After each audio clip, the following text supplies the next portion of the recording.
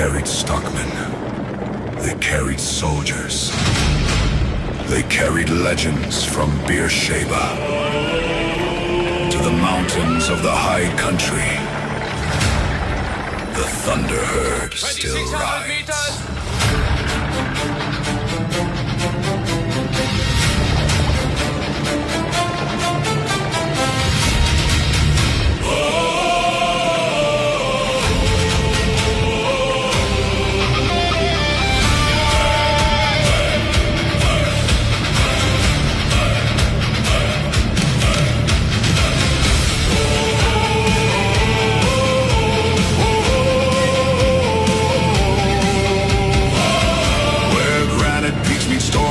Skies and snow gums bow in winter light. 1,000 shadows cross the dawn, their wild hearts burning through the night. Their blood remembers campfire smoke, long dusty trails and stockmen's hands. The freedom of a younger world still running through this ancient land. Listen. The mountains know their language. Listen. The valleys speak their names. They are the thunder rolling beneath the southern sky. From Beersheba's fields of glory to the mountains standing high, no chains can hold them. No walls can tame them. The spirit of the light horse rides. They are the thunder herd, and the mountains know their names.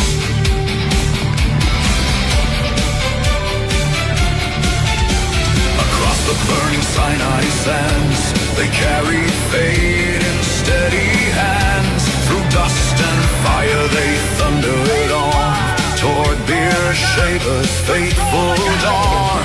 Horse and rider forged as one, a rolling wave against the guns.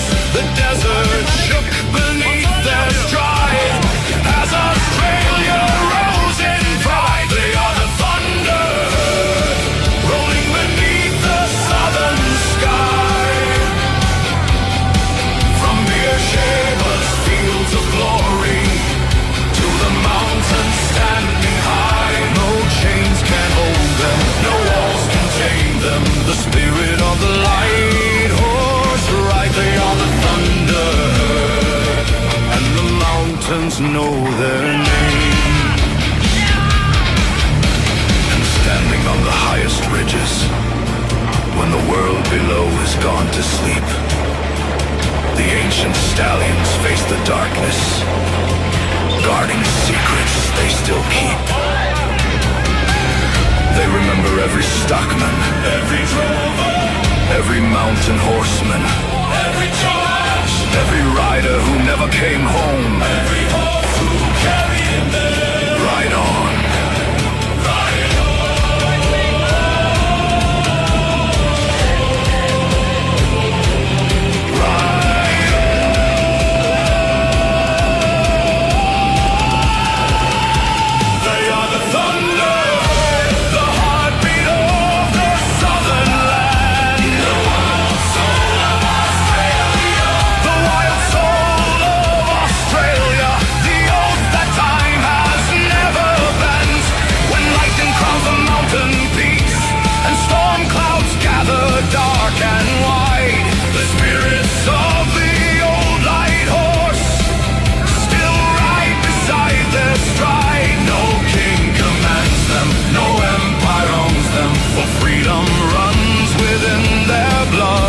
As surely as rivers shape the land, they are the thunder herd, and they still ride, and they still ride. From Beersheba to the high country, the thunder herd still rides. And a very good Monday morning. Hope your weekend was a good one. Mine was. I had a magnificent Sunday yesterday. Alan Moran will appreciate the joy that we have when St Kilda win. And we did win. St Kilda had a massive victory. In fact, many are saying probably their biggest, best win ever. Well, they're not really saying that, but if you're a St Kilda supporter, when you win a game, it's a beauty, to say the least. Anyway, I'll be sensible. No, I won't. Because we did. We won very well. I thought that that we might get thumped at one stage, but no, St Kilda, great win there, ever. I feel very sorry for Max King. By the way, those who aren't St Kilda supporters, suck it up. Max King, he'd been out for over 2 years where they did a knee and then he did a hammy when he came back in the twos and not looking great at the moment. So, but that's as Darren Hinch would say, that's life.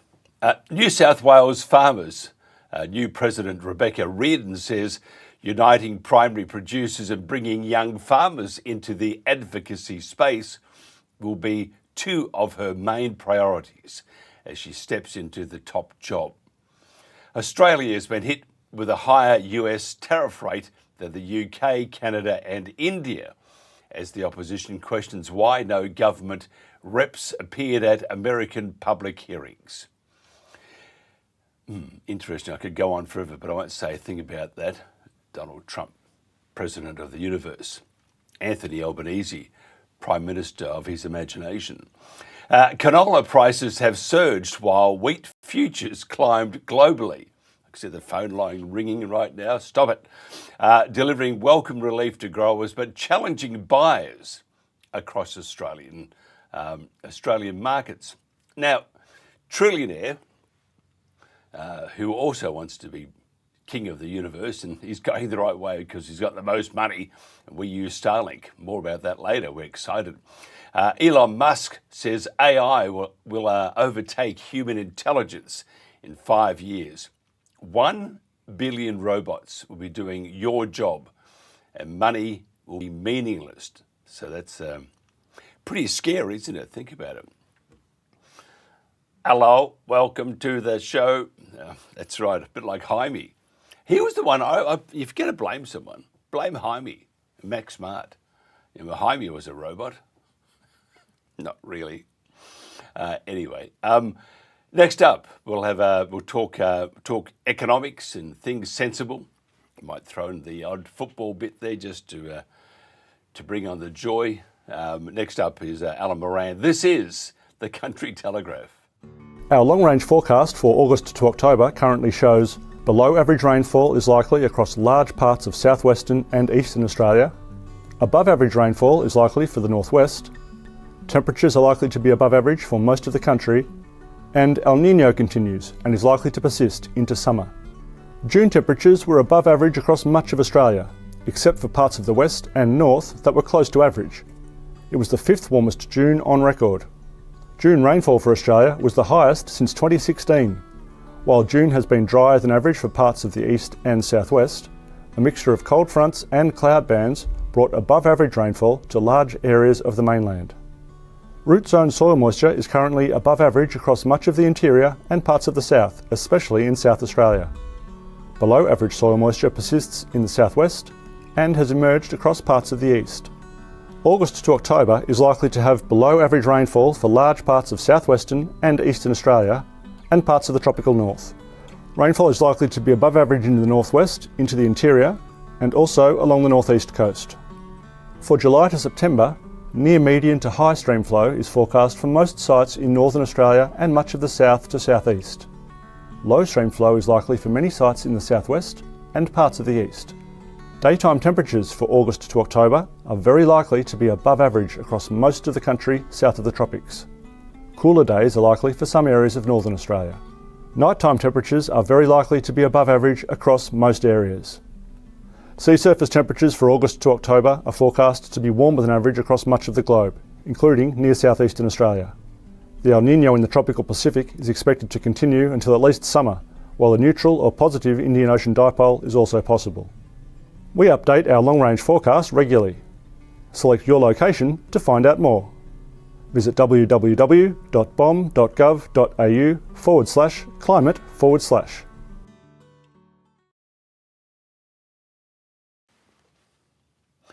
And there you are, the long-range weather forecast. Now, do not mention the word barbecue, wash. Oh my God, I mentioned barbecue. It's going to rain, you watch. The great floods will happen again, always happens.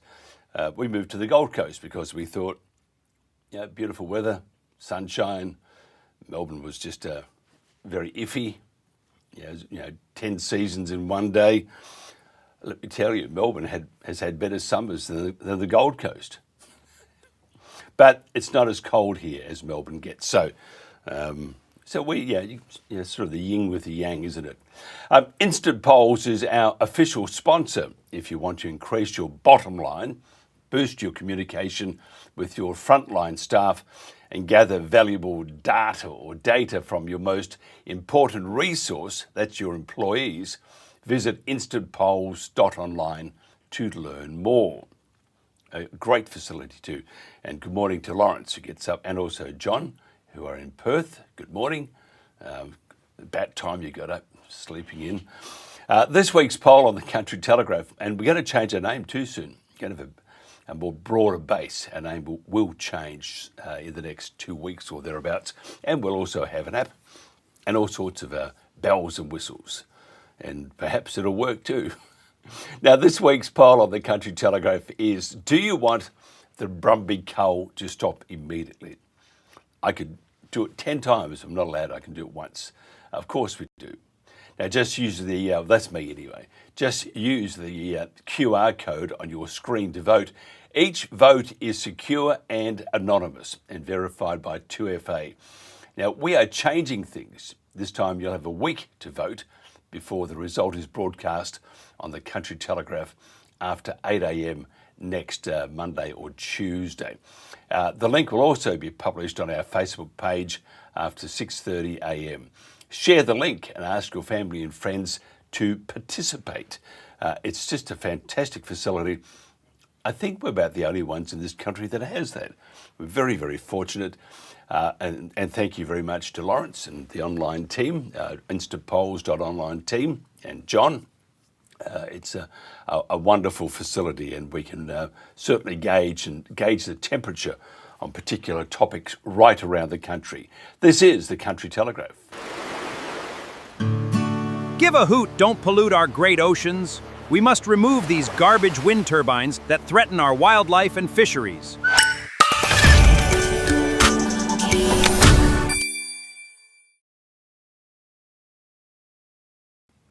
Welcome back to the Country Telegraph.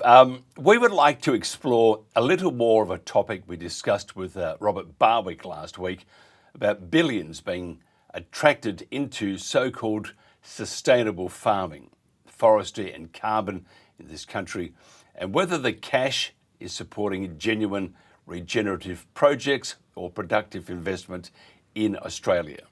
Dr. Alan Moran is Principal of Regulation Economics. He's a noted economist who has analysed and written extensively from a free market perspective. Alan was the director of the deregulation unit at the Institute of Public Affairs from 1996 until 2014. He was previously a senior official in Australia's Productivity Commission and director of the Commonwealth's Office of Regulation Review. Alan was educated in the UK and has a PhD in Transport Economics from the University of Liverpool and degrees from the University of Salford and the London School of Economics. Alan, thank you for joining me. We should actually turn your microphone on. That's from the cheering you had. You've lost your voice. Where are you? Come back to me. No, we isn't this marvellous? It's Monday. We can't hear you. Look, I know you had a big weekend. This is just ridiculous. I'm going to just pop into a quick commercial break while we fix that up. Cam was floating around, so we'll get Cam back to hopefully work this out because we can't hear you. You're looking magnificent. Look at you. The lips are moving, everything, but there's nothing we can't hear. We'll come back to you in 1 second. This is a Monday, and this is the Country Telegraph.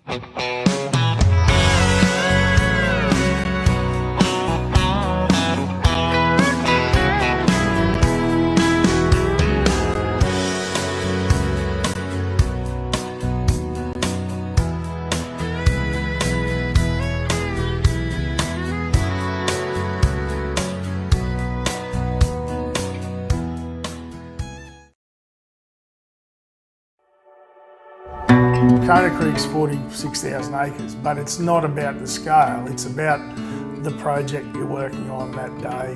It's breaking the problem down into small bits, solving that problem, and then moving on to the next one. Yeah, and then also the patterns are all the same. It doesn't matter how big, small the place is. You're looking for the same patterns everywhere in Australia. Whether you're a high rainfall or a low rainfall, it's the same patterns, just a different landscape. We're Ra and Tina Briggs, Kona Creek, west of Springsure. We are fortunate that we've got these watersheds. It's important to have a whole of system approach to it because it all fits together, you know. And it's really important that you have a plan. So our plan was we started at the top, but everything that you do has a flow-on effect, and we are seeing that flow-on effect. We do want to restore the wetland that's in the bottom, and Ra's put in quite a few check banks. We've slowed that flow, the water backs up, there's been a level of deposition and biodiversity, growth, like the birds and the trees and the plants, and underneath the trees it's all beautiful and green and it's cooler. Yeah, that's right. And little projects like a food foresty type situation or a wetland, they don't take up much room. You know, we're talking tenths of a % of area. So why not? You know, why not do something that's a bit of fun and a learning experience as well? And I say the words give something back, but we're gaining much more than we're giving. So by doing this, that's our way to make sure that every acre does count. So when it comes to reading the landscape, for us, in the beginning, Ra had done heaps of research into ways of making the land better, and that's when he came across natural sequence farming. When we got back from Tarwin Park training, as we drove in, we were looking at the landscape with very different eyes from when we left, but still unsure of where to start, and that's when your analysis paralysis sets in, but that's not an excuse for not starting. It's very easy to get lost in the detail, especially when you fire up a machine and start pushing dirt. So having a clear objective, whether you get it flying around or walking around or what, you need that start, middle, finish. Make a decision and start. Everyone loves the environment. I mean, nobody wants to live in an eroded landscape, drought-ravaged hellhole. We all want nice things, you know, and this has become our major drought reduction strategy. So I feel like I've discovered my life's work, improving this place. And the results that we're seeing are amazing. And driving big yellow machines is fun too.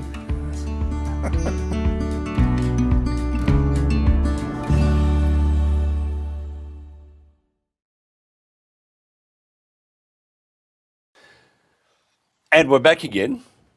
Doesn't mean it's going to work, but we've actually threatened with torture and all that sort of stuff. So Alan Moran, do you read me loud and clear? I can read you. Can you hear me? You sound magnificent. Wow. Who do you follow, by the way, in the footy? St Kilda, of course. The mighty Sainters. He's a long, long drought, though. Stop it. See, you got to mess up my morning. Today I'm picturing being there with the club holding up the trophy the last day in September. I don't think that's going to happen. But we did play well. We did play very well indeed. In fact, many are saying in my household that we are the best side ever. You probably disagree, but anyway, you're a lot smarter than I am. I don't think I'm smart. I mean, more realistic. Oh, thanks. Don't be like that. You're like a bloody St Kilda supporter through and through. Sad all the time. First of all, what's your view, Alan? Are many of these investments, the CEFC projects and corporate, all that sort of stuff, are they in the long-term interest of Australia? No, they're certainly not. I mean, they wouldn't be CEFC investments if they were. In fact, if they were valid, then people would be doing them off their own bat. The only reason why they make any sense is because the CEFC because it's government owned, is able to borrow money cheaper than other people, but that doesn't mean that's not a long-term prospect. But then it invests in things which anyway are subsidised. For example, one of the scandalous things, I think, the largest dairy farm in Tasmania has been converted partly with CEFC money into plantations. Well, that might make sense. You can change the use of land, and you should from time to time, but the only reason why this has occurred in this case is because the plantations get a subsidy. So basically we've taken productive land, highly productive land, out of commission, and we've actually just leaving it fallow, essentially. This is happening all over the place, and it's not a new phenomenon. We've seen this before. Something like 10 years ago, as a result of, actually it was Howard government measures. As a result of those, the large swathes of New South Wales and Queensland were taken out of commission. They were prevented from clearing the land. The farmers were, as a result of the two state governments pressured by the Commonwealth government enacting planning legislation which prevented that. And that was actually in pursuit of what was called the Kyoto Agreement, which was to actually reduce the amount of carbon in Australia, carbon dioxide in Australia. And the best way to do it, in fact the only way we've really done it so far in any big sense, is by stopping farming. Well, what a way to run a country. We basically cease operating commercially in order to pursue some sort of idiot idea about we've got to reduce our carbon dioxide emissions as though we're going to make any difference. Yeah, it's all based on a giant big fib. And it's interesting, the Tassie one, because the Clean Energy Finance Corporation, which is the federal government, stumped it up. They wouldn't have won the bid. And what they did, they ripped out 3 dairy farms and the cattle, replaced it with pine, and we're going to replace it with pine and turbines, wind turbines. That is not in Australia's best interest. How do they get away with it? Well, they get away with it because the government's enacted plans which has said this sort of activity, commercial activity, will be punished, whereas that other sort of activity, which is based on non-commercial activity, will be subsidised. We have this sort of behind it. We have this agreement where we're going to have 30% of our land taken out of commission from a convention signed in 2024. That basically means that we're going to take 30% of our land out of commission, which means that we'll be 30% less productive, broadly speaking. But and whenever we put these goals, it's not that they actually ever stay as a goal. They basically get advanced up. We've already got 40-something% of the ocean, of Australian ocean, which is denied to commercial fishermen, and they're looking to do a lot more than that. So there's no level at which they say, okay, enough is enough. They basically are seeking to actually displace commercial activities by non-commercial activities. For what reason? Well, sometimes it's in pursuit of greenness, and often, more often than not nowadays, it's in pursuit of the myth of climate change, and we're going to have to stop the emissions in Australia to prevent carbon dioxide emissions here. But almost always when that happens, then it simply means the production shifts elsewhere. There's no net loss of carbon dioxide emissions. If in the case of, say, manufacturing, we cease manufacturing here and it's done in China. There's no net loss at all. Yeah, it's really interesting. And a friend of mine who I've coffee with every now and then, very senior with the LNP, but still a good guy. He was saying that he's seen the documents from the ALP, and it wasn't yesterday's documents, it was within the last couple of years, and how they said that their preference is to import food rather than grow it. And if you look at which I find very concerning if it is true, And then you look at the excitement of buying back 30% of Australia's land, which would include farms, and obviously replacing it with bush, weeds and whatever, to take us back to the time before Captain Cook, and then even back to the dinosaur era, although many would argue that in Canberra they're enjoying that era already. But it's very interesting because if looking at that document, and just saying, okay, perhaps it's true, because it's a ridiculous document, then if it is true, but if it is true, and they're shutting down or going to buy 30% by 2030 of Australia's land mass, which will include massive amounts of farm. And if you look at Tasmania as the example, you're going to find that our food security is going to be threatened immeasurably, aren't we? Of course. I mean, we actually already import about 80% of our fish that we eat. I mean, we have the largest fishing grounds in the whole world per capita, probably almost by definition, not even per capita, and yet we import fish. Yes, of course that's going to happen. That's the real problem. And indeed, don't imagine that they're going to buy this land in commercial terms, because basically what they do, and indeed what happened in New South Wales and Queensland in the past, they'll change the planning arrangements within the farms and say, well, no, you can't do that anymore, you can't do this farming, you can't do that farming, your land is now devalued quite considerably, but we'll buy it off you at this new devalued rate, aren't we generous? And that's basically what happened in New South Wales and Queensland. And to the shame of the Howard government, they basically conspired to do this, obviously with Labor, but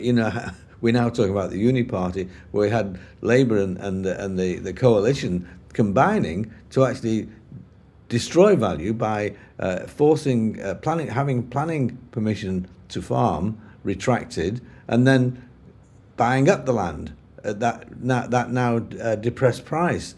So, and this is still going on. In fact, I think Angus Taylor's farm is subjected to some sorts of restraints in terms of he's required to do a lot more work in terms of reducing some sort of invasive species or whatever that it makes any sense to do. So, this goes right to the top of all farming activity, etc., where the government is actually imposing requirements on productive sector, which is reducing its productivity. And it's little surprise we see the latest 5 years we've seen our average productivity, which means our average wealth, has declined by 5%. I mean, this is almost unprecedented in our history. Yeah, it's really interesting. They've actually spent, I'm just looking at some figures here, they say they've spent just under $1 billion already. This is the CEFC. That's incredible money. And it's, I probably would dare say that it's most of it's used to undermine Australia. Absolutely.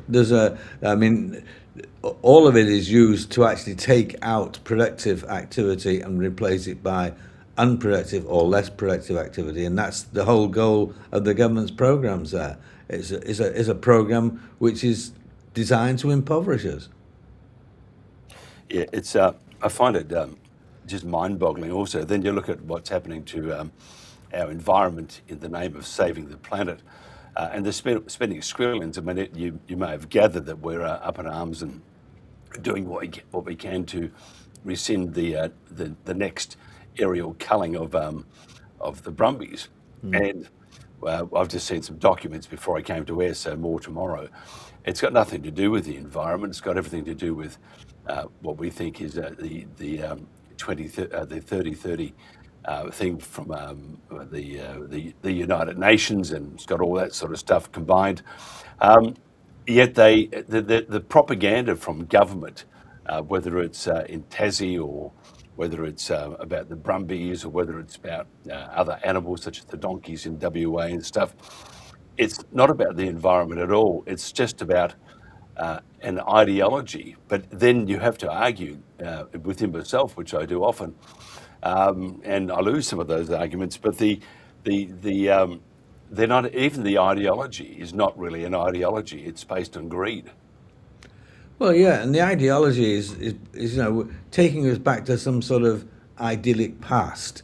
I mean, what is this idyllic past? I mean, the continent was shaped by the Aborigines when they came and they started using fire to burn things, and that changed the whole nature of Australia in ways that we now think is pretty good. And that's the case with all countries. If we look in terms of European countryside, it's all been moulded by man, and it's pleasant. England's green and pleasant land, and all that sort of stuff. Basically, we in terms of the modification of nature by mankind, without it, we wouldn't be living here. It would be just a raw country. It would be impossible to live in. But we now denigrate that, and we denigrate it, and we seek ways in which we can actually roll it back to some sort of past which never really existed, or if it did exist, would be not very comfortable for us to live in. Yeah, our joining of the hip with just looking at all these figures, which is quite stunning. Joining of the hip with the UN, it's not looking all that good for Australia, because we have. When's the next federal election? Can I ask you? It's about a year and a half away, I guess. So they can do a hell of a lot, the Labor Party, up until then. But looking at how the others are tracking, and everyone's on about one nation. It's nice that they have the public opinion, but I don't think they're going to run the country. They might have a few more seats that they can maybe join as a coalition. That's if the LNP decide to do it, and that may not happen, because there's not a whole lot of love between either side. So if the ALP managed to stay in government, and even look at your state, I mean, there have been several occasions where the ALP could have been rolled, and the opposition were pretty pathetic, to say the least. And it could, I doubt this time. I think this time you're going to have the LNP in power in Victoria in the next state election, but who knows?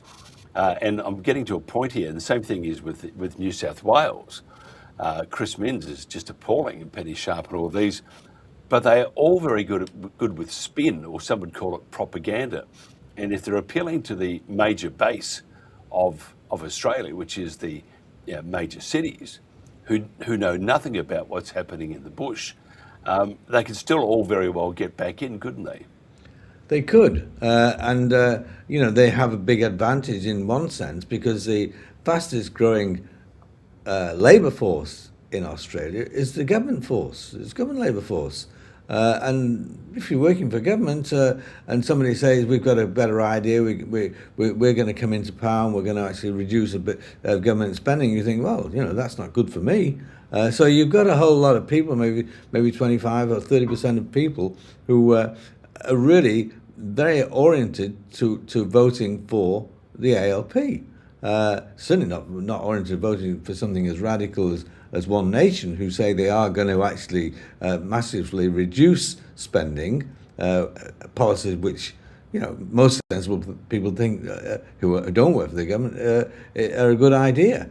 So there is a chance that these radical ALP governments, and I don't know about the Minns government, but certainly the Allen government in Victoria is appalling. There is a chance they could get back in if they can manage to actually change their face somewhat between now and the election. There is an election in Victoria in about 3 or 4 months' time, and it looks like they will be tossing out the Labour Party will be tossing out the existing premier and replacing her with somebody else in an attempt to save the joint. But it's very likely here that in Victoria that they will lose the election, since people are just so disillusioned with Labour. But that's not likely to be necessarily going to be the case around Australia, especially because the Liberal Party and the coalition generally has adopted policies which aren't all that dissimilar from those of the ALP, and they are being shifted by the upsurge of One Nation, and gradually you're certainly seeing this in the Commonwealth level. The Liberal Party is taking on policies which have been pioneered by One Nation, so they are becoming pretty well the same sort of party. That's less the case in the state areas, and we could well see a status quo and the continued buffeting by politics of commercial activity and of our well-being. Yeah, I agree. What should we do with the CEFC? Should we? I mean, I personally think it should be abolished immediately, but it's not going to happen. What do you think? Oh well, it will. One Nation would abolish it immediately. Yeah, but they're not going to. Yeah, I mean, truly, everybody's on the bandwagon with One Nation, a bit like Reform UK, and towards the pointy end or the end of the race, people have people are people. They just. I don't think Nigel will get in. That's my opinion in the UK, and within Australia. I don't think Pauline Hanson will ever rule the country, run the country. She'll have a few more seats, probably, but you don't know how preferences go. There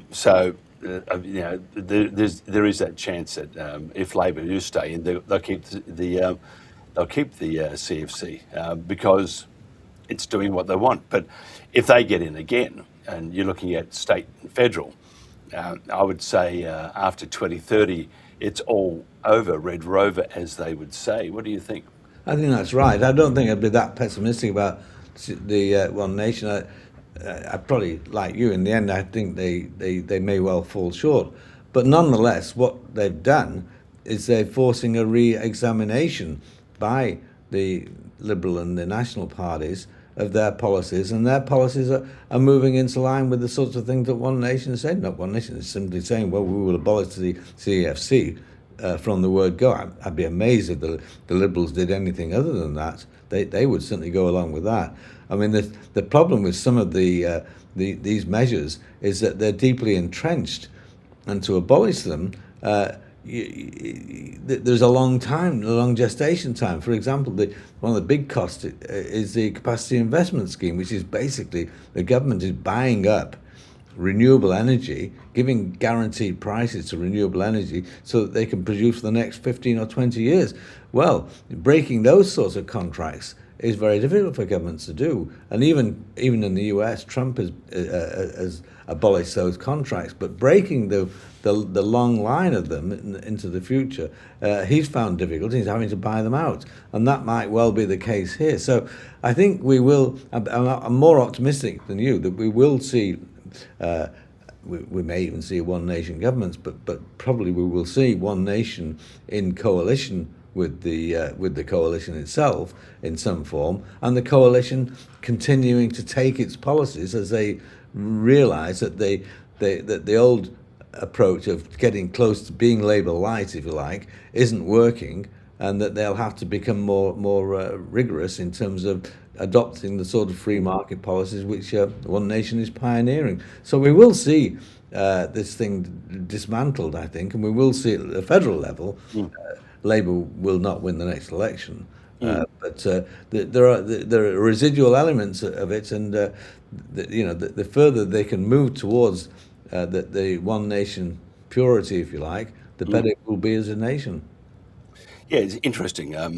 You mentioned the possibly a new face, which I think will happen too in Victoria for a short term. A new premier trying to rebrand or make their look better, and they only have a few months, and it could work. Who knows? But if you look at the federally, there's still a year and a half to go, so they've got plenty of time to destroy and then to put on a good smiley face, because on that day, when you vote, or on that week now, or 2 weeks, 3 weeks when you vote, you all of a sudden you start thinking about things, and it's hard to let go the how your heart used to feel, even though common sense says otherwise. So I'm not so sure about Pauline. I think she's coming from an okay place. I don't agree with a lot of her policies. I think they are divisive, and I think she would be out of her league.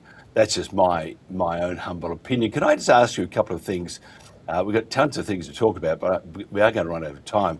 And I just wanted to ask you, what's your thoughts on the increase in the US tariff rates on Australian beef? And the opposition is saying there was no government representative at the American public hearings. Yeah, I think whilst I think Trump does some great things by and large, his trade policies I think are quite damaging, and they are to Australia, though not probably as much as to other countries, simply because we are going to be paying more higher tariff levels generally.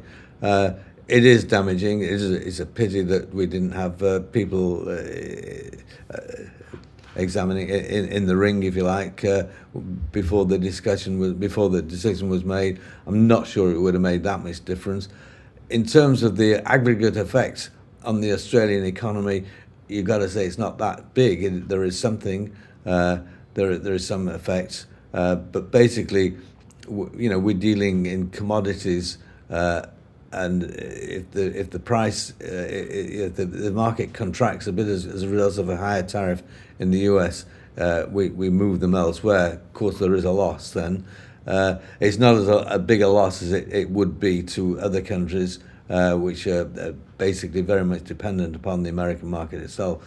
Not a great deal of our exports go to the US, and those that do go, more or less are guaranteed. There are some aspects of them that aren't, but the area of concern is really elements of the manufactured goods, steel products, etc., which basically there will be losses there rather than the agricultural and mining areas.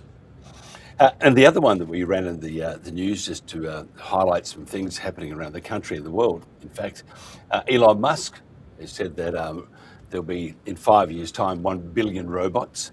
Imagine 1 billion Jaimes running around the place. They'll be doing your jobs, and money, he says, will be meaningless. So if that's the case, he's a trillionaire now.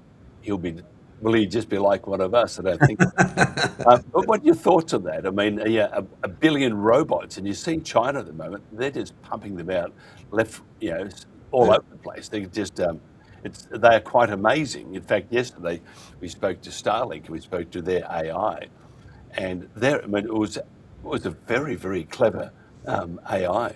Mm. Yeah, well, I think that's. I'm not sure what the point. What happens as a result of that? I mean, we've been having hundreds of thousands of robots being rolled out for 20 years now, and of course the difference is that now the robots are AI enhanced intelligence, so they're able to do a lot more things. Elon Musk, as you say, if he's saying that the money won't matter, then he becomes just as small a person as you and I. So I can't really see it happening like that. In the past, we've had immense technical changes over the past 20,000 years, certainly the past 1,000 years, and we've just gotten richer. We've just gotten better off with them. If AI is a marked change, then it is a massive change in that, and it doesn't seem to me likely. I think there are more difficult questions with AI, whether it can then start controlling how we think and what we do and all that sort of stuff. I don't think that the issue with AI is it's going to displace us from the workforce. It's just going to make us be more productive, and therefore there'll be higher income levels. The question is whether if the machines become smarter than us, do they sort of like in the science fiction fantasy take over and control us? Yeah, it's going to be. I blame Jaime. That's my philosophy, my thoughts. Jaime created it all. Although being a St Kilda supporter, I could see Jaime could play. Just imagine if we had robots. Oh, that would be something. Playground, we'd still lose. They forget to charge him. Oh, we knew we forgot something. Like that grand final, which was a draw. I still say we was robbed. Yeah. Alan Moran, Dr. Alan Moran, thank you so much. If somebody wants to find out more about what you do or who you are, that sort of stuff, how do they do that? Well, most of my stuff is on regulationeconomics.com, which is my website, and I write quite a lot in The Spectator and other learned journals. We'll have a chat one day about One Nation. I bet you a bottle of whiskey that they will not do that well in the next federal election. That's just, there you are. I've got 18 months thereabouts to save up. Congratulations on you. Thank you so much. This is the Country Telegraph. Mount Isa, as we can feel the pressure, these cowboys can harness the energy, they can feel the excitement. Think about what's going through this cowboy's mind.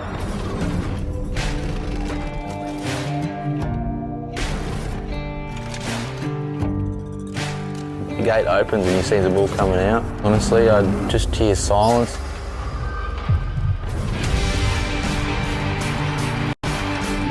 Seven different emotions go through you in about 10 seconds and then they go on repeat. This is when it hits another level of energy. To be a rodeo cowboy, you want a bit of gravel in your gut. Typical cowboy, obviously half mad.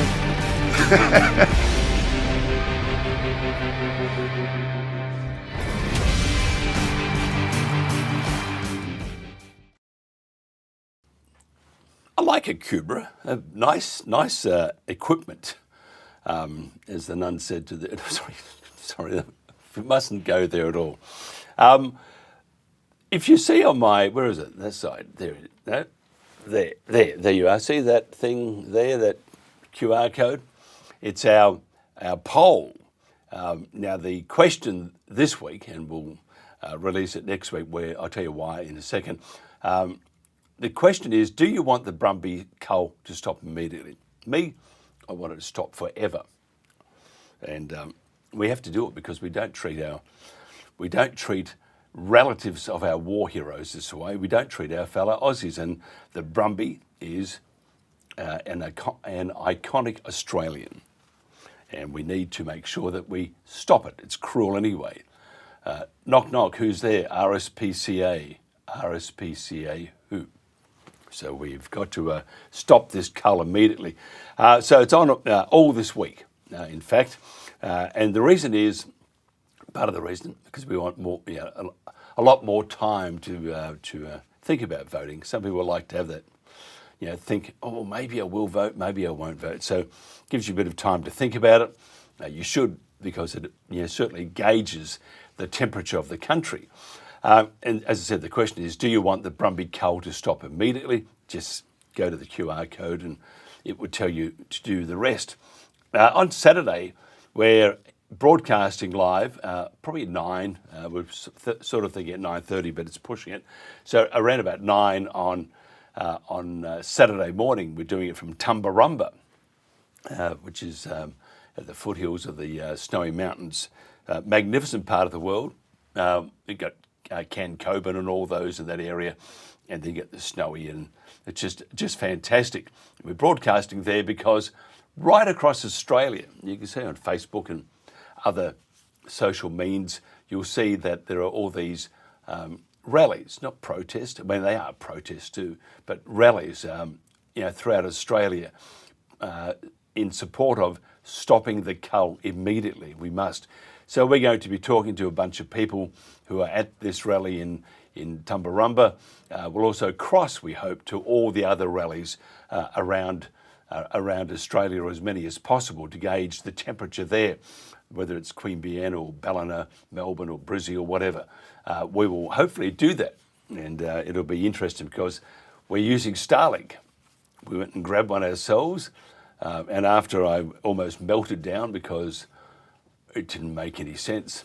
Anyway, the wife and Jen popped in, got a female, power here, and told me to sit down, relax, have a coffee, and they fixed it. And then I came back in and did the important stuff. Not really.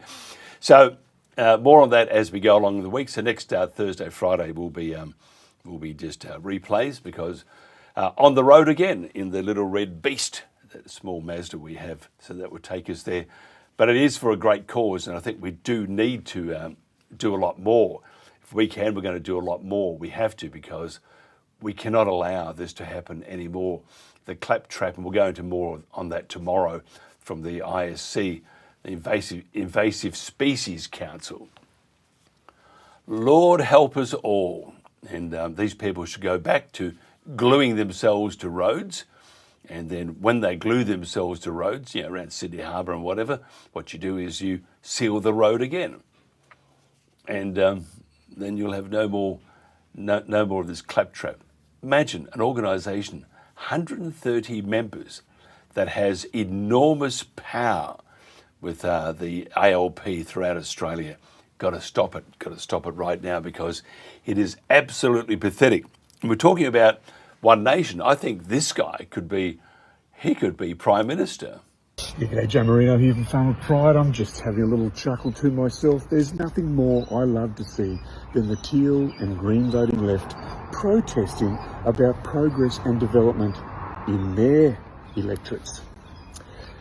But when farming and regional community people protest about the teal's utopian renewable energy dreams being built in our communities, we're labelled anti-progress, backward and deniers.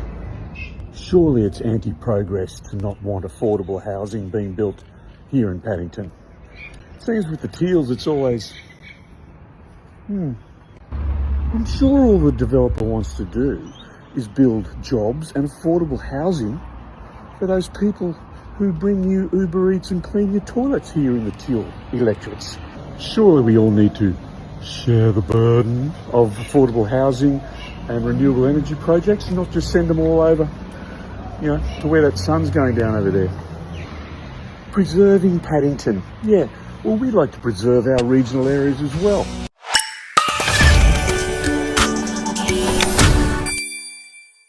Conservationist Stephen Nowakowski and academic Tim Navard have mapped over $1.38 trillion in so-called green projects across Australia, including 31,000 wind turbines, 550 million solar panels, and more than 28,000 kilometres of new transmission lines, with thousands more running undersea and across protected wilderness. Turbines run only 30 to 40% of the time, panels just 18 to 25%, demanding vast overbuilding and replacement every few decades. Nowakowski calls it hypocrisy of the highest order. Untouched mountain forests now being bulldozed in the name of green energy. After decades documenting the outback, he says he's never seen a threat like this. Dead birds, bats, even endangered species lying beneath the blades.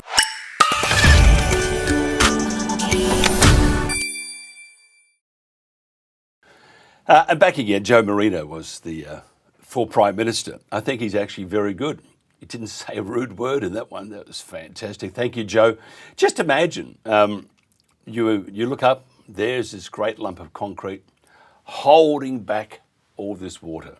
It's a thing that the ALP Greens and those idiots want to get rid of. They're called a dam. Just imagine this big dam creates all sorts of advantages downstream.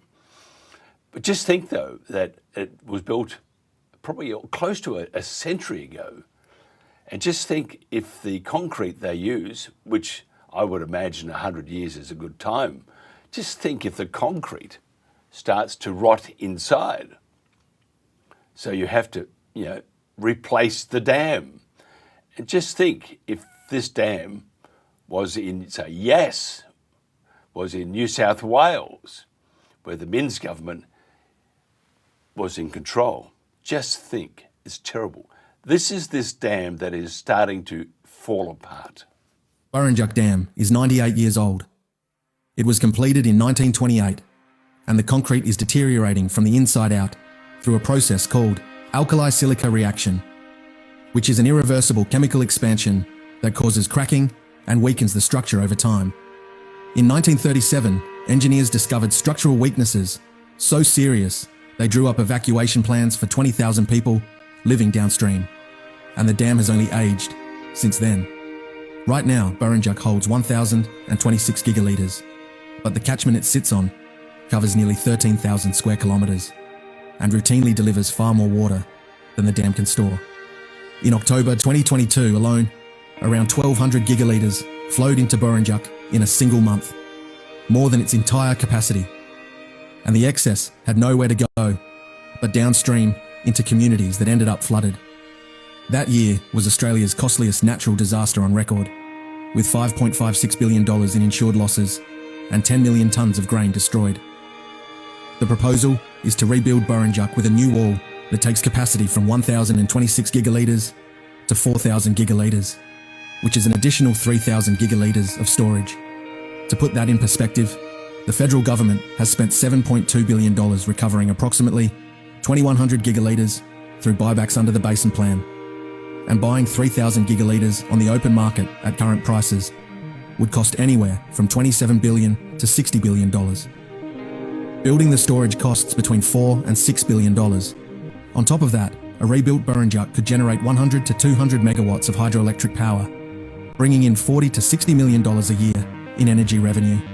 It could dedicate over 650 gigalitres to environmental flows without competing with irrigators. And it would act as a flood buffer that protects downstream communities the way Dartmouth Dam does on the Murray, where 70% of flood events have been completely absorbed since it was commissioned. The Murray-Darling Basin produces $30 billion in agricultural output every year and supplies over a third of this country's food. Rebuilding Burrinjuck secures that food production, protects communities from floods, generates clean energy, delivers environmental water, and replaces a dam that is approaching the end of its structural life. Every year we delay this decision, the dam gets older and the cost of inaction gets higher. Incredible. Look, there's a wall of water. It's coming towards me. So next time you're out on your tractor, Massey Ferguson, I hope, I want you to have a boat behind you because you might need it. It's very scary. You might understand that we are up in arms about what's happening to the iconic Brumby, an Australian by all stretches of the imagination, and there are many out there that don't give a rat's. So we have to make sure we can make them understand that this cruel cull is happening, that they're killing magnificent horses for the very wrong reasons. Actually, there is no right reason to kill an animal these days. We've gone past what we used to do from the caves. You used to bash a neighbour on the head and eat him. I like Grandma. We're playing some fantastic music. This is Billy D. I think she is an amazing, amazing person, and her voice is equally as amazing.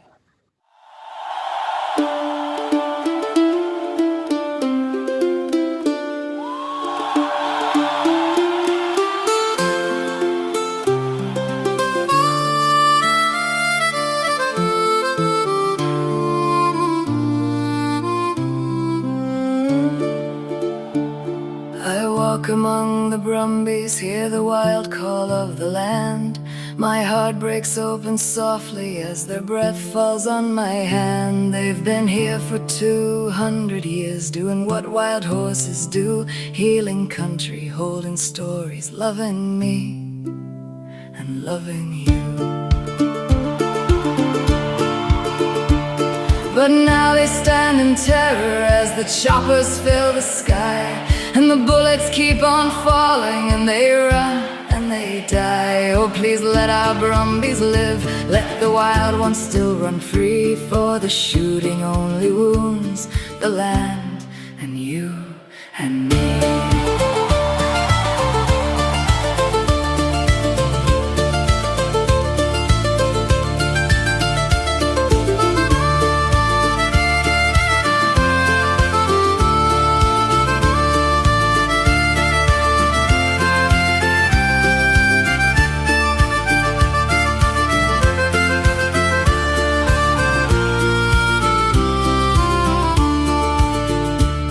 The hills are quiet, empty, there's a trembling in the ground. You know this kind of sorrow doesn't fade, it lingers round.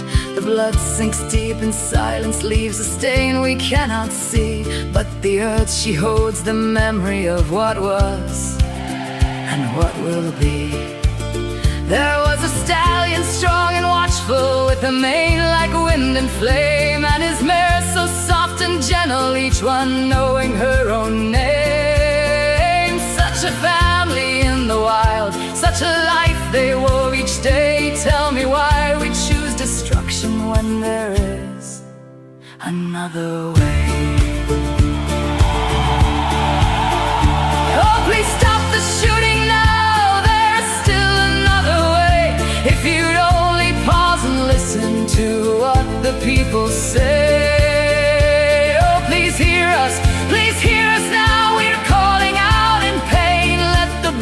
trees run forever through the sun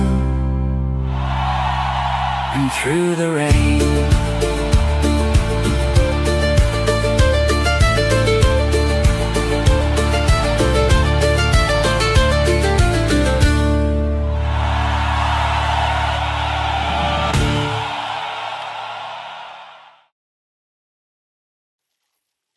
Yeah, Save Our Brumbies, Billy D there. I just love that track.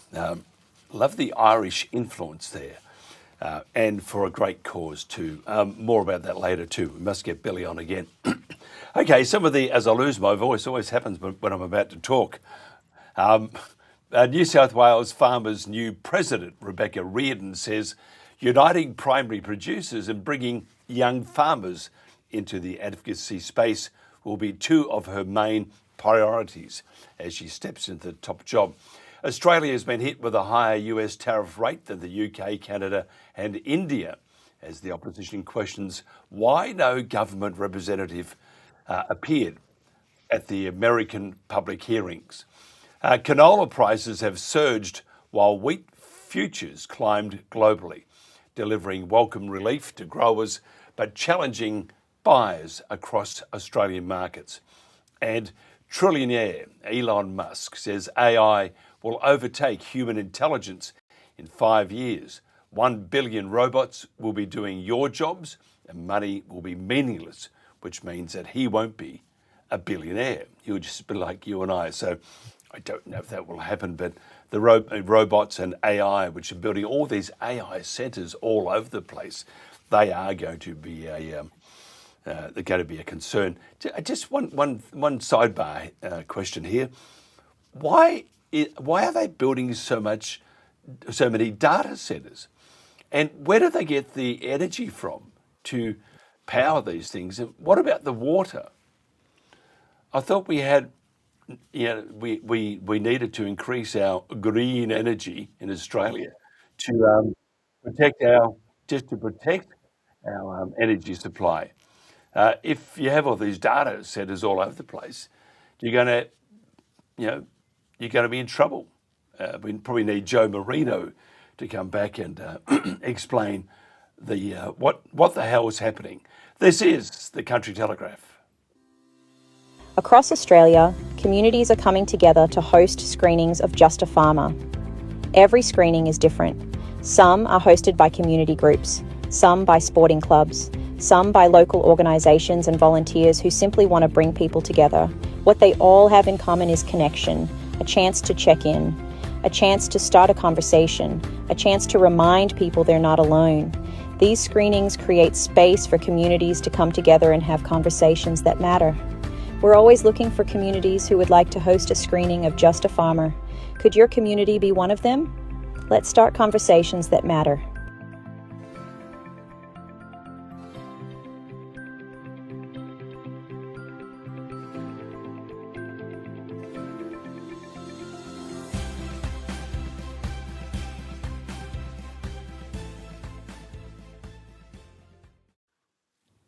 And welcome back to a Country Telegraph. Hopefully I'll get through this next hour. The poll results from last Friday. The question was, are you concerned about the overuse of pesticides in agriculture?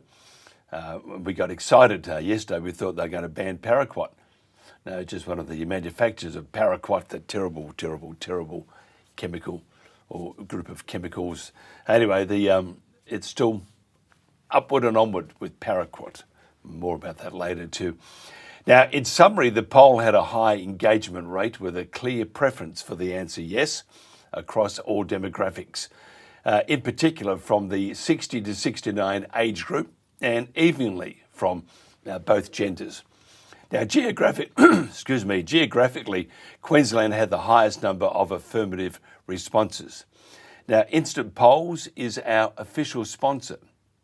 If you want to increase your bottom line, boost your communication with your frontline staff and gather valuable data from your most important resource, that's your employees. We are loving Instantpolls.online. And you can go to them, by the way, Instantpolls.online, to learn more. Now, this week's poll on the Country Telegraph is, do you want the Brumby cull to stop immediately. Just go to the QR code, which is on the bottom corner of my screen. Just use the QR code. Each vote, by the way, is secure and anonymous and verified by 2FA. We're changing things. You'll have a week to vote before the result is broadcast on the Country Telegraph after 8 o'clock, either Monday or Tuesday. We're not too sure about that one yet because it depends how I feel when I get back from driving back from Tumbarumba, which we're broadcasting live from on next Saturday. The link will also be published on our Facebook page after 6:30 a.m. Share the link and ask your family and friends to participate. The poll is a very important poll, so please vote and make your opinion count. It's just, as I said, we just love it. It's a great way of finding out the temperature on particular topics. I didn't choose this life. I was born to live it. So was Dad, his dad, and his dad before that. Come on, ladies. You're supposed to be slowing down, you know. It's payback for all the free labour you got out of me as a kid. I learned from watching my mum and dad and how they work together. So does my sister Sally. Any trains? I don't. Feet up. I'll always remember these days. It's the happiest days of my life. Together as a family. Oh, you're so lucky I love you. Really? Yeah. Is that about right, is it? I don't know how you're going to deal with all this. Deal with what? $6 million debt? Most farmers are in this amount of debt. As farmers, we gamble with the weather every day, and it's a risk we take.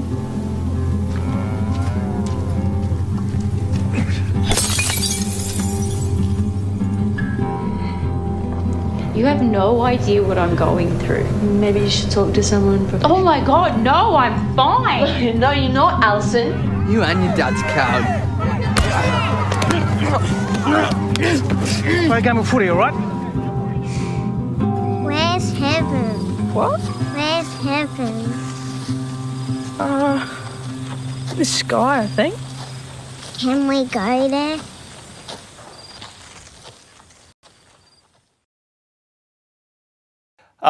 Originally from Sydney, Kathy Owen now combines, great way to start a segment, this is the Country Telegraph. Originally from Sydney, Kathy Owen now combines the joy of adult psychiatric practice with rural life, clocking up 35 years of practice. Educated at Sydney University, she has worked in adult psychiatry in Sydney, Canberra and the surrounding New South Wales rural region.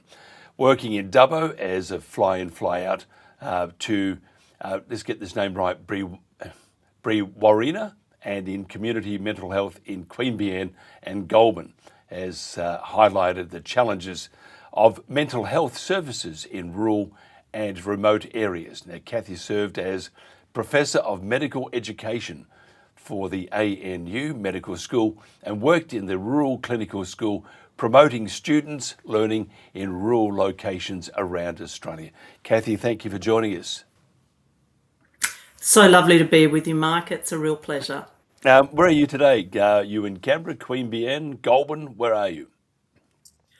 I'm like you. I'm portable, and a bit of a digital nomad.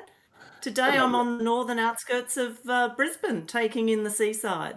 Isn't that magnificent? Actually, I see Goulburn. We always stop there when we go to anywhere that's longer than 12 hours driving. So Goulburn's an amazing part of the world. I mean, in fact, that area is just a gorgeous part of the world, isn't it? Goulburn's a fantastic inland city, one of the first inland cities in settled Australia. Mm-hmm. And you, like many people, probably stop at the Big Merino, a true site in the main street just off the highway. We do, and we fill up there. There's the Mercure, there's a plug for them right behind it. We stay there. We've got soft, bouncy beds, so you can just fall asleep quickly. But it's an amazing part of the world. Not the Big Merino is pretty cute too, but I think Goulburn and that part of the world. Can you just tell me about your podcast, Barking Mad, and some of the insights available on there? Barking Mad, in many ways, is a good example of the opportunity to spread the word about a positive word about mental health and mental health services in a very low-key, somewhat irreverent, curious, interesting way. It started from the experience as a psychiatrist. You go to a cocktail party, and what do people say? What do you do? And when you tell them that you're a psychiatrist, almost the next words out of their mouth is some curly question that they've wanted the answer to for some time.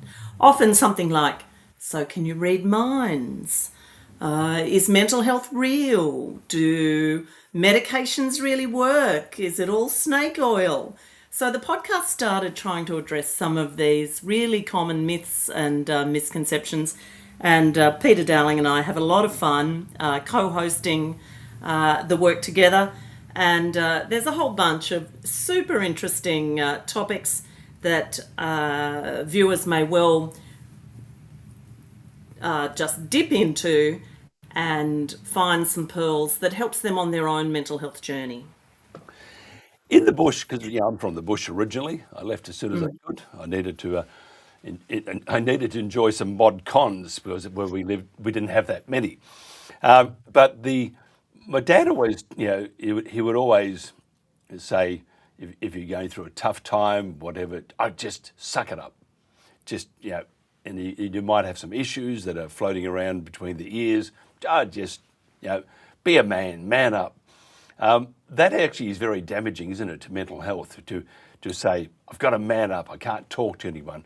And I would imagine if you look at the rate of suicides in the rural sector, a lot of those suicides could be attributed to, got to man up, don't be a wimp, which is probably the worst advice you can give someone.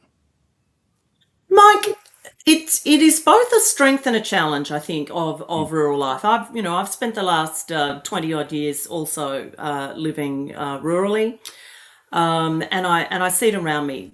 What are some of the joys of living rurally? That we are a resilient, somewhat stoical bunch. That we make the best of what we've got. We make do and mend. They're all super qualities. But as you rightly say, the next step of that is, just toughen up, have a spoon of cement with it, toughen up, princess. And that can really be a way of reaching out and actually thinking, I need some support. And that's one of the challenges of delivering mental health services in the bush, of getting past that rugged image, I suppose, of particularly Australian rural men, but I think women as well, who think they just need to actually get on with it. Yeah, I have a brother that lives in a part of Victoria, and he has some. I'm not going to say what they are, but has some issues, medical issues, as with his body.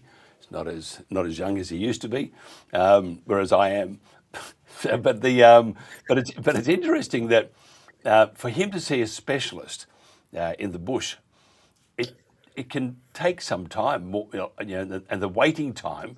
And if you need to see a specialist, you really haven't got that luxury of that waiting time, which they say, well, you have to wait. Specialists will be on the next plane because we haven't got enough here at the moment in our community. Do we have enough? I mean, I could probably say no, but do you think? How do we address the lack of these services? The specialists, and whether it's psychological, whether it's physical, for mental health, all these sort of things. How do we address that lack of a lack of opportunity for those in the bush to actually go and use? It's a terrific question. Look, 28% of Australians live in rural and remote locations, and 28% of health services are not there, particularly medical practitioners. They're clinging to the seaboard for grim death and think going to work rurally is going to be the end of their career. There's a bunch of things that are happening to try and address it. Going right back to the start, the universities are trying to do a better job of actually recruiting kids from the bush into all the health streams. So there's often special placement schemes for getting young people of that rural background into health, in the hope, maybe a vain hope, but there's some evidence now that it's not vain, that we can get people back comfortable working in rural settings. The next step is being creative about service delivery, and I suppose my own career reflects quite a bit about that. I'm old enough to go back to ISDN, STD calling lines to set up the first version of what then was a true telehealth. It was down a telephone line. There was nothing digital about it. And we combined telehealth consulting outreach with occasional in-person contact. So you had that kind of magic mix of actually being able to see the practitioner in the real, so to speak, that you were consulting, but most of the time catching up with on screen. Now that, of course, post-COVID has become more and more of an art form, with virtual health services now being more readily available. And to some extent, they are a fantastic resource. Do they really replace being in the same room? Probably not, particularly some elements of physical medicine, they don't. You can't kind of lay the hands on through the screen. And more recent research has shown that farmers in particular are not thrilled about digital delivery. They would like on-farm access, they'd like in-local town access. We talk about embedded programs where mental health lends itself well to this, where you run a mental health awareness stand at the local field day. You run it at the sports carnival, at the footy match, at the men's shed. So places where people are going to be, where there is no stigma to be there, where it's okay to walk by and ask a few questions or pick up a brochure or get some resources. Those kind of tangible things are proving to be very successful in rural and remote communities. You're familiar with the stress on the land now, and it seems to be ramping up because of government ideology, whether you agree with it or not. That's what's happening.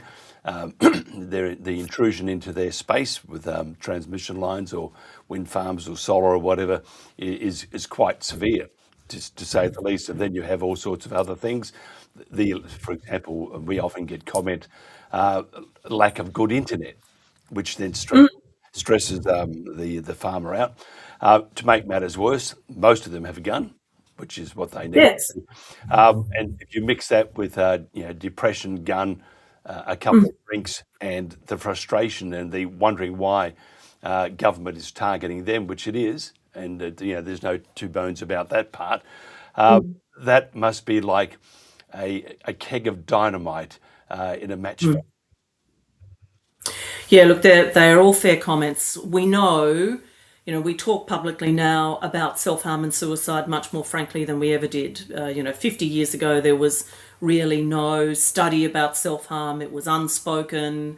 It was the big family secret. There was certainly no public health campaigns around self-harm. We know that in the city, something like 10 in 100,000 people will end their life by suicide. In remote and very remote locations, that figure goes up to somewhere around 20 per 100,000. The total numbers, of course, of people who die that way in remote locations is smaller than in the city because so many more people live in the city. So it's a kind of basic maths thing. But you're right to highlight a number of the issues that contribute. And we know that men, particularly kind of two age groups of men, the younger ones, but again, a kind of older age cohort as well are at risk. We know people that are dealing with associated physical illness, associated addiction, particularly around alcohol, because of its depressing nature. Anyone who already has an existing mental illness and depression and anxiety and psychosis, they're non-discriminators. They occur to people in the bush as much as they do to people in the city. We know people of Aboriginal and Torres Strait Islander background have an increased risk. And we know about the availability of not only guns, but poisons. You mentioned nasty pesticides before. Those kind of toxins. and also the availability of machinery and apparent accidents, and what we call a single car accident on a straight stretch of road, those kind of issues as well. And while those rates over about the last 30 years have been reasonably steady, like we hear sometimes in the media of this kind of epidemic of suicide, the rates are actually quite steady. I think we're just knowing a lot more about it, and so communities are more aware and wanting to know what can be done to be of help. And that's probably part of the problem with what we have these days, whereas we wouldn't hear about half the things that are happening around the world. With the internet, you hear about it immediately after it's happened. So that's the bad. I would think sometimes that the bad part of technology, because whereas go back 20 or 30 years ago, you were protected from a lot of those excursions into a disaster or whatever. This day and age, I mean, there is just never ending. I mean, we're fighting very hard to stop the cull with the Brumbies, because it's got nothing to do with the environment at all, and it's very, very inhumane and very cruel. We see and I have to say myself, I get very emotional when I think about what's happening to the Brumbies, because it is a very cruel, and the terror. I mean, these animals are intelligent. We put them there. They served with us in the First World War and all the other wars. They've been there for 200 years, and all of a sudden they're demonised, and all the propaganda that comes with it. But the people that are on the ground there, the amount of stress and I can see it in their eyes, who've done nothing but ride with the Brumbies and look after the Kosciuszko National Park. You can see in their eyes that the despair, wondering what can we do against government, or how do we stop this, because they know themselves it's not the right thing to do. That despair, it becomes a challenge to manage it, doesn't it? I think the Brumbies are an excellent example of a significant stressor for a community. I agree with you. I think some of the footage you've shown this morning is hugely moving, and it is hard not to be saddened by that process. But it's a good example of a very emotive issue in a community. These kind of things sometimes have potential to fracture a community, some pro, some anti, and some of the nastiness that can go on around that, isolating people further. We know that trauma is a significant precursor to later mental illness, so the impact of sustained trauma. We know some of these stresses can lead to episodes of depression. And I think one of the interesting things about rural communities is they're often facing a number of stresses. Those same people at the moment who are worried about the culling of the Brumbies are probably also worried about the fuel price or a commodity price, or whether the kids are actually going to a satisfactory school, or whether granddad is going to be able to access the health services that he needs for his bad heart, and how they're going to make that happen, how the whole transport for that is going to work. And it's that multiplicity of events that I think really kind of in many ways, typifies some of the stress that people are facing. Here's a question which would be, I think, very helpful to everybody. When you feel this despair coming on, and it's like a train gets faster and faster, and before you know it, it's run over you, what are some of the defence mechanisms we should do just to mitigate this impending disaster? I think we start with the really simple things. We often jump to, the American view. Do I need therapy? Do I need a psychiatrist? Do I need counselling? For starters, when those negative feelings come to you, let's get some of the basic building blocks right. Let's get sleep back in order. Let's try and reduce alcohol, knowing that is both depressing and at times risky, and not only in terms of self-harm, but also in terms of relationships, shooting your mouth off, damaging friendships, all those kind of things that make you even more isolated. Let's get some exercise into the picture. Let's get some decent food going and focusing on real food. Very importantly, let's stay socially connected. So stay going along to Lions or the Men's Club or the CWA, all these great agencies that are, have got centuries of supporting people through hard times. That's, that's one of their key things. And then beyond that, start looking smartly at the resources that are available. People like the Country Telegraph doing this segment today is a health service. It's a positive outreach of talking up the wisdom of seeking help, of not feeling ashamed or embarrassed about seeing it as a normal kind of health experience. Start with your family doctor. Start with some of the online resources if that is the kind of thing that suits you.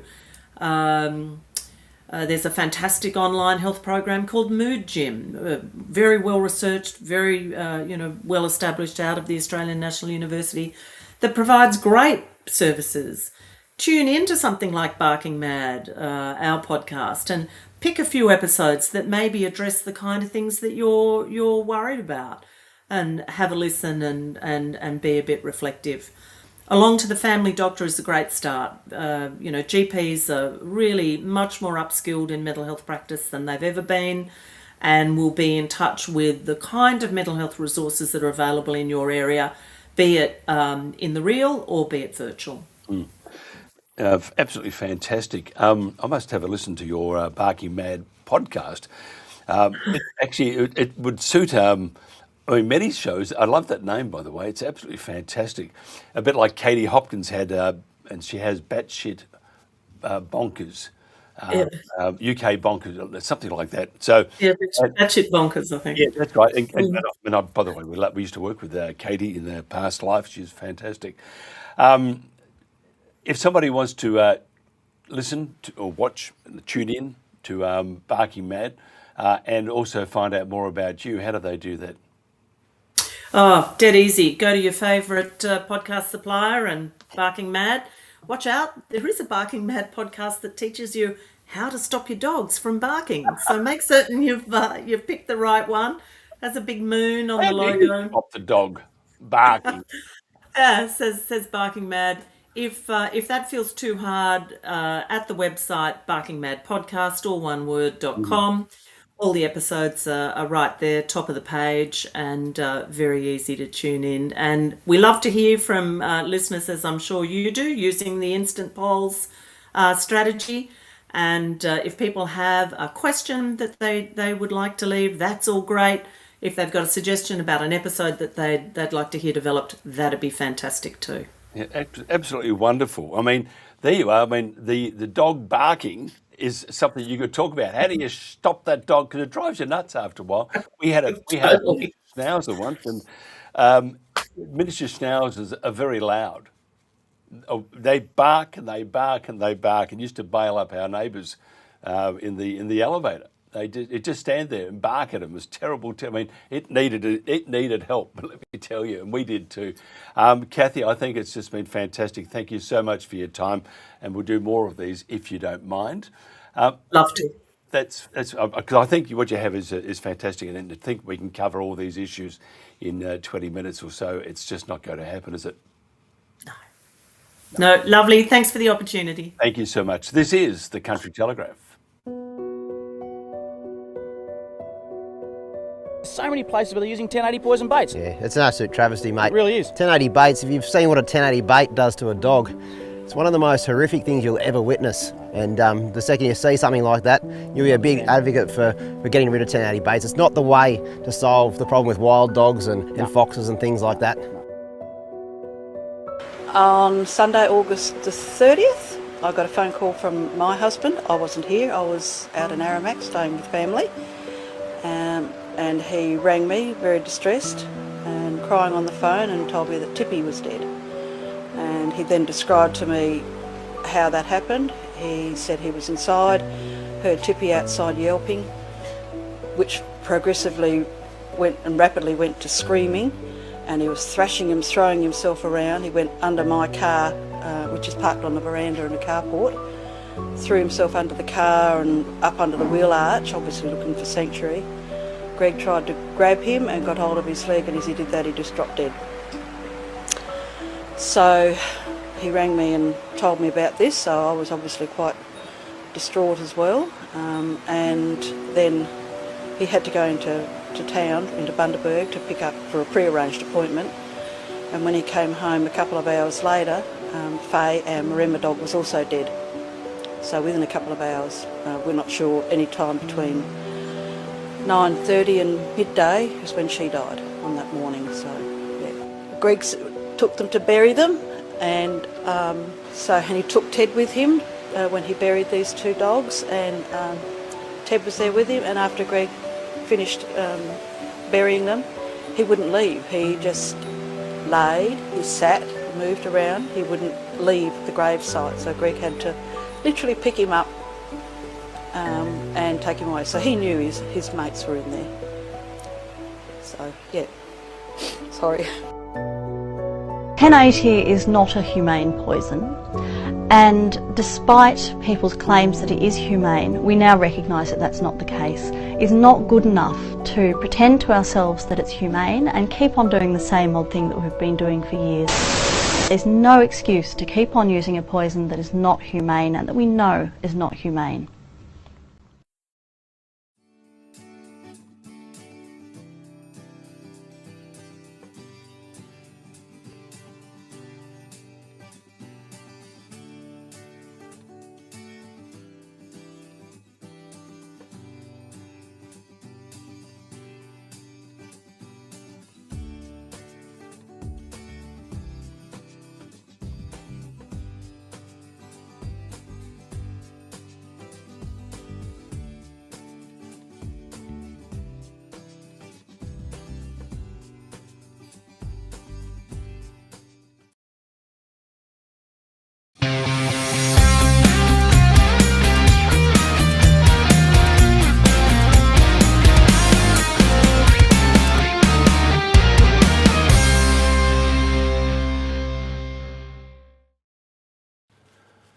Welcome back to the Country Telegraph. We are going to change our name soon. We're going to just call it something else. We're just going through. It's like, I like that one. No, I like that one. We can't use that one, so I don't like that one. So they're the things, and we're having these discussions within ourselves, which is maybe we should give Kathy a call. I could do with some help. Dr. Ariane Wallach is a wildlife conservationist who focuses on vilified wildlife. She is an Australian ecologist, Churchill Fellow and founder of the Dingo for Biodiversity Project, a science and conservation initiative that is working to promote coexistence with dingoes and other persecuted wildlife. Ariane, thank you for joining us. Thank you for having me. You're just a little far from your microphone because your sound is, so if you just come a bit close, we'll do that on camera. It always looks good. You're doing amazing work. What's the problem with Australia at the moment with wanting to, we often say, Jen and I talk about the killing season. It's just not stopping. Well, Australia has developed a kind of modus operandi, a way of doing things that perhaps has to do with the fact that this is an island continent.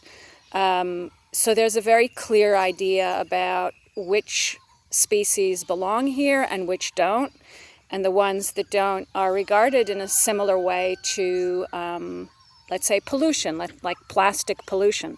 And so using poisons and shooting and culling and eradication is thought of in a similar way to collecting trash from the beach, for example, except that living creatures are not pollution and trash, and ecosystems are so complex that every time people try and tinker with them, usually they don't quite get what they expect.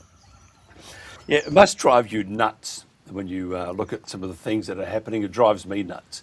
You look at the pesticides, paraquat and Roundup and stuff like that, which kill just about everything. Then you look at the renewables, which if you look at the Great Dividing Range, as an example, up in, say, in Queensland, they're bulldozing the top of the Great Dividing Range to put up these wind turbines, and in doing so, they're killing the wildlife there. And we have documentation of koalas being thumped on the back of their head to stop them moving. And we saw holes with these marsupials in it and stuff. And then when they put the turbine up, 400 metres either side, you won't find any wildlife there. It kills the birds, yada, yada, yada. Then you see the Brumbies, what they're doing to the Brumbies, which is it's just a pure evil as far as we're concerned. Then you look at the donkeys at Kachana. You must think, and all this, by the way, is to save the planet. You must think, which planet am I living on?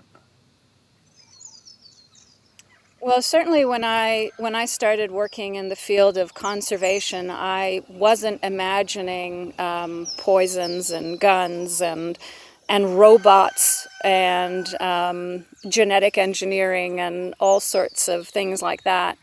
But that has been the way that people have come to understand how conservation should operate. The purpose in mind is to promote the populations, particularly of species that are defined as threatened and endangered. But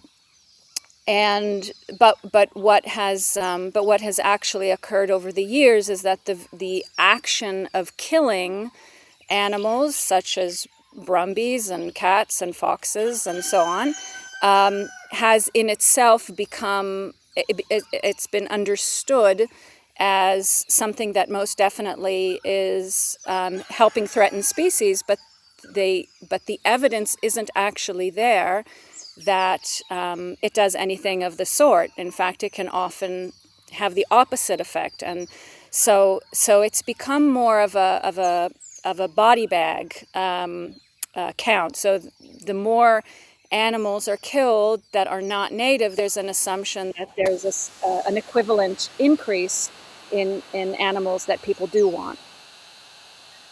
Yeah, before we get into Kachana, I just want to get your views on the Brumby cull. And I think it's a terrible word, cull. I think it's just killing, because it is, and we always talk about the killing season, which is perpetual in this country.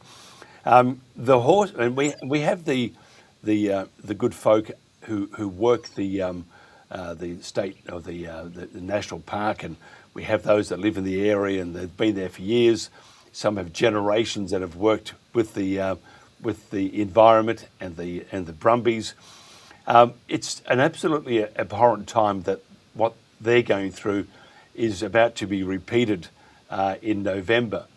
And yet we have the Invasive Species Council and the New South Wales government, who is advised by the ISC. They are saying this is what we need to protect the environment. And it's, you know, and I know it's based on a big fat lie. But their propaganda and the information they're pumping out, it has still swayed the population, who think, oh, well, government knows best, they must be doing the right thing. Or secondly, the Australian population says, who? What? What do you mean? And they don't really take much notice of it. You have an American twang, which is great, but does that also disturb you that we either believe the government for what they're doing, say, to the Brumbies, and we think, people think that they're doing the right thing, or even worse, we don't care? I would say that there's been a bit of what I could, let's say, add to this discussion that that is perhaps somewhat lacking, or there's been less attention, I think, in this discussion. Essentially, there are two camps. There's a conservation camp, which includes usually my conservation biology and ecology colleagues, who are saying, if we don't kill the Brumbies, we're going to cause environmental harm, and we're going to lose species and so on. And then in the other camp are people that love the Brumbies. They raise concerns about humaneness and also, and this is what I would lean more towards adding at this moment, is that they're not necessarily persuaded by the claim that killing Brumbies is going to make the world a better place. What I would add is that, and excuse the sounds of domestic nature around me, that what people I think need to learn to insist on is show me the evidence.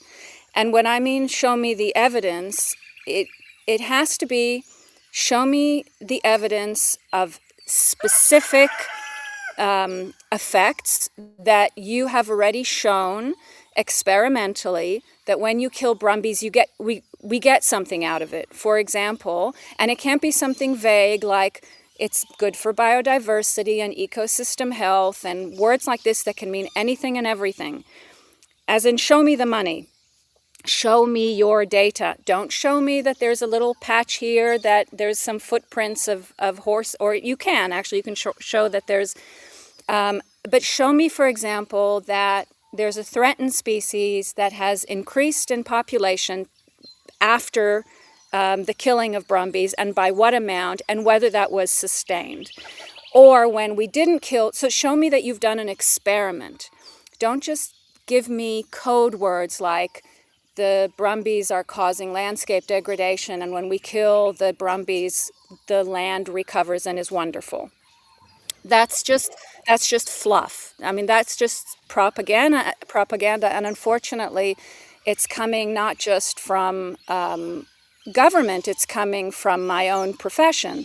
So I can use my my social place as an academic and say all sorts of things. But what I'm asking is that, for example, in an interview like this, Mike, you should ask me, show me the money. So if I say that if I was to stand here and say that killing Brumbies is going to help preserve threatened species, you can ask me which species exactly and what was the experiment, and look up the actual data. And what you will find, certainly in the case of Brumbies, is that there is nothing. Incredible, isn't it?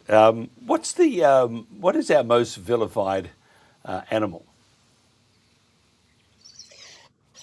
Well, so this is where I might slightly, or more than slightly, annoy the listeners of this program who are very interested and care a lot about the Brumbies, and they want to point out that what is said about the Brumbies is not fair because they are not as bad as some other creatures that we all agree are known to be harmful. And those, the top on the list would be foxes, cats, and some would also say cane toads. My research has shown that the evidence about even foxes and cats, so the animals that have been it's not even been claimed something vague like with Brumbies, that they cause landscape damage, which again can mean anything and everything. In the case of cats and foxes, the claim is that they have caused extinctions. And we recently published all of the primary evidence, and it shows that we actually don't have strong evidence, and in many cases any evidence, that they have caused extinctions that everyone has now come to accept is why some species are endangered and why some species are extinct. So the evidence is not in my field. The evidence for a lot of the claims, and including, by the way, claims that I used to make myself, assuming that the evidence was there, is not there. That's absolutely astounding, and I'm stunned, but I do agree. And actually, I did think that too, but I think it's just, it's incredible. And I see that the federal government is to protect the environment, especially around Kosciuszko at the moment, which seems to be in the just about smack bang in the middle of the sights of these shooters. Federal government now is for environmental action is also funding it to more than $100 million. So you got the New South Wales government plus all the private crackpots who are donating to such organisations as the ISC. Now, the other story, and it is very disturbing because, and again, I have to plead a bit of ignorance here because I never thought much about it, but the donkeys, I mean, first of all, a donkey is a very intelligent thing. So when someone says, oh, you're a bit of a donkey, which they used to refer to me at times, especially at school, it should be taken as a compliment because a donkey is a very intelligent creature. Tell me about Kachana and there's about to be a donkey cull in Kachana. Can you tell me about your thoughts on that and a bit of the history? Sure, and I'm hoping that cull is not going to go ahead, of course. Unlike the Brumbies that quite a few people do know about, in the case of donkeys, wild donkeys in Australia, not many people are particularly aware of them because they tend to be in areas that are far away from where most people live. They like areas that are quite rocky and arid, and that's generally where the places are quite wild and wonderful and remote. But one of the, I suppose, advantages for those who want to purge the landscape of introduced species is that in that kind of landscape, they can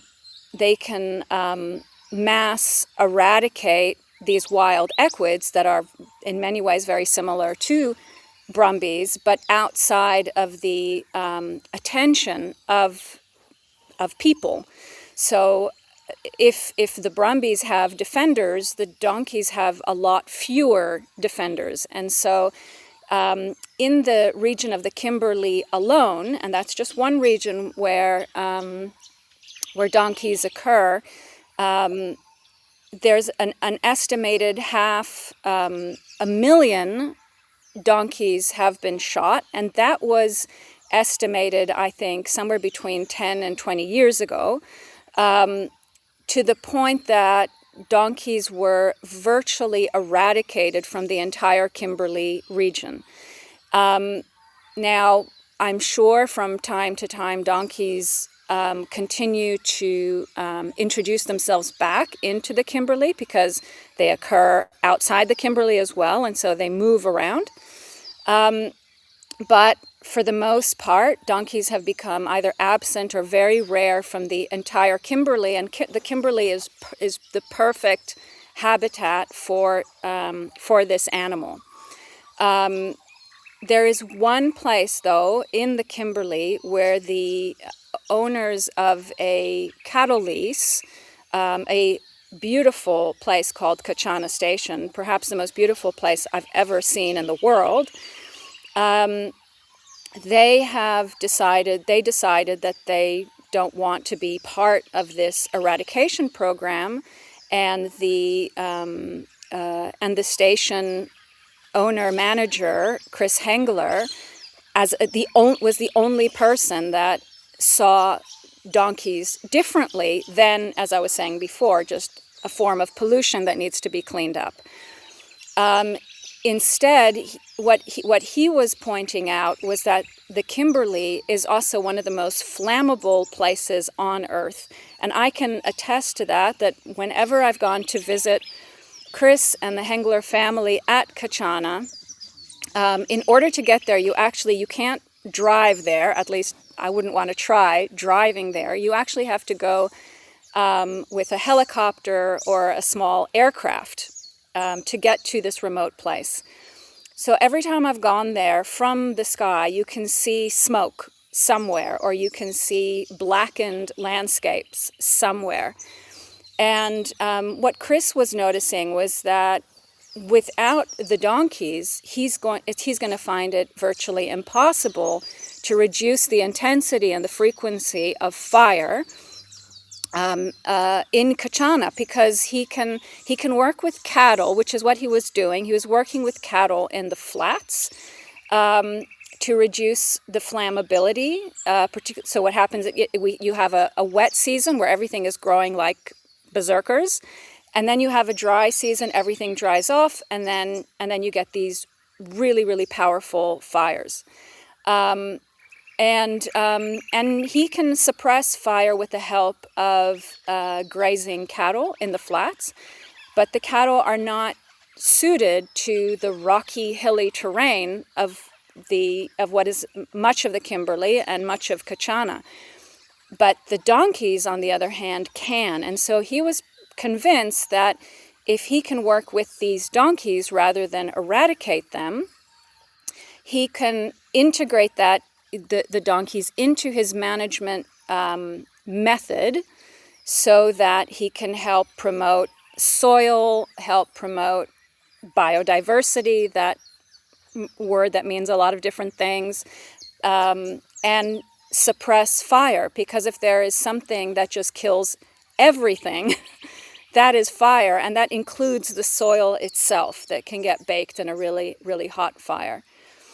So I was very interested in the work that Chris was doing, and I've spent several years doing ecological research there on the effects of these donkeys, and I'm very much hoping that the research project will continue, because what we've found has been so cool and so interesting, but we've only really just touched the tip of the iceberg with how amazing these donkeys are. We also have some research that we completed in the United States with donkeys that we've compared to Australia. So there's a lot of exciting and interesting ecological work that we've been doing. But the donkeys that we're so interested in studying have become a political hot topic for the Western Australian government, who have been on Kachana's case to complete the eradication of donkeys from the Kimberley. It must, I have to say, I always say destroying the planet to save it. It would seem that it's either one of two things here with the WA government and the donkeys, is that it's complete ignorance or another agenda. Can you tell me what you think? I would just say that it's the continuation of the same thing. As long as there is this fundamental idea that there's a differentiation, or that we can differentiate native from non-native species, this is going to be the type of thing that we encounter. And what I would like to propose to people that are listening, that still do also regard the world in this format, that there are native species that fit into the ecology of Australia, and then there are introduced species that, by the very fact that they were brought here by humans, have effects that are aberrant, different, unique, and I can say, and I'm very happy to show the actual results if anyone is interested, that we cannot find a biological difference in data between native and introduced species. So the test would be this: if introduced species are different ecologically, we should be able to close our eyes and know nothing about the history of a particular species, but look at measurable ecological effects, and that can be a whole bunch of different things, and then compare between species and point out, wow, here are the ones that are different. And when that sort of research has been done, and some of it including ones involving big herbivores, like donkeys and horses and deer and other introduced, we call them megafauna, we can't tell the difference. And the other thing that I think the listeners would be interested in knowing, and again, my apologies for the contribution of the roosters, is that Australia itself used to be full of big beasts. And so the world that conservation is trying to maintain is a world that is actually quite new. And until roughly 10, 20, 30, 40,000 years ago, depending when and where, much of the world, including Australia, was full of megafauna, very, very big animals. The world that Europeans, the world of Australia that Europeans discovered was a post-mass extinction world. And I'm talking about creatures like giant wombats, for example, and all sorts of amazing creatures. You can see them in museums. They're worth looking into. Really amazing, huge beasts.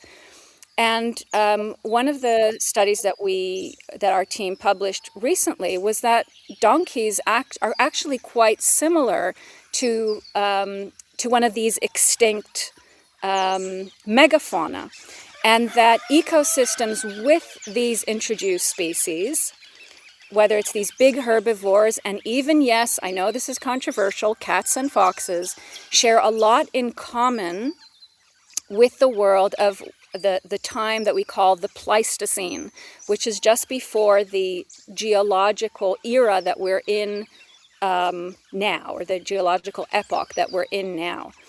And so this idea of there's a correct way for the world to be, and that introduced species are making it incorrect, is, let's just call it, it's an ideology, or it's a philosophy. It's not there's nothing scientific about it. Like, if people believe that that's just the world that they prefer, then they can act to make the world as they prefer it.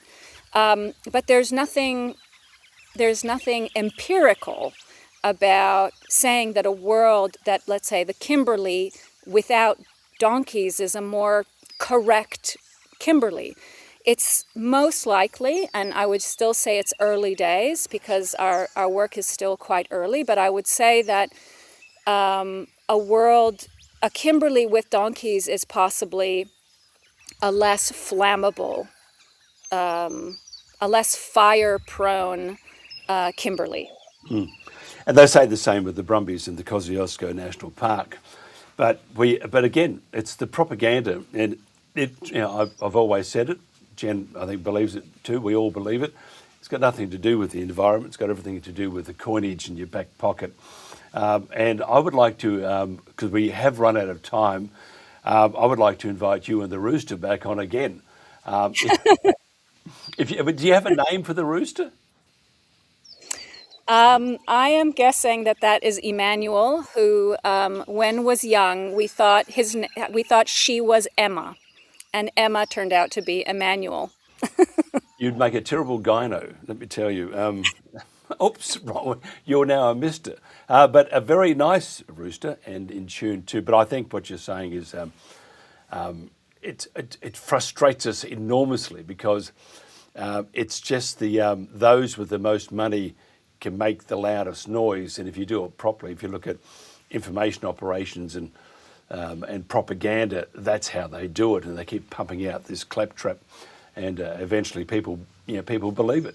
And why would the government lie to us? But you just go back a few years, and we had a certain event that shut down the entire world, and people believed government, and they still do, which is disturbing to say the least. If somebody wants to find out more about you, Ariane, how do they do that? Well, if there's any particular questions, like I said, if there's one thing, and it's not just about donkeys, it's about anything at all, always check the sources as close to the data as you can. And so if there's anything that I said that you're either interested in or want to question, then email me. My email is available online, and I'll be happy to send the actual sources, and if I spoke beyond the data, then I'll then I'll retract that. But I'm hoping as much as possible, because that is something that I've learned, that in my field, just be aware, and it's not just in conservation, but in several fields, where scientists, not government specifically, but scientists with well-meaning, we will speak outside of the realm of evidence that we actually have. And so I'll certainly do my best, if there's any questions, to show all the cards, including with cats and foxes. I'll just one last thing.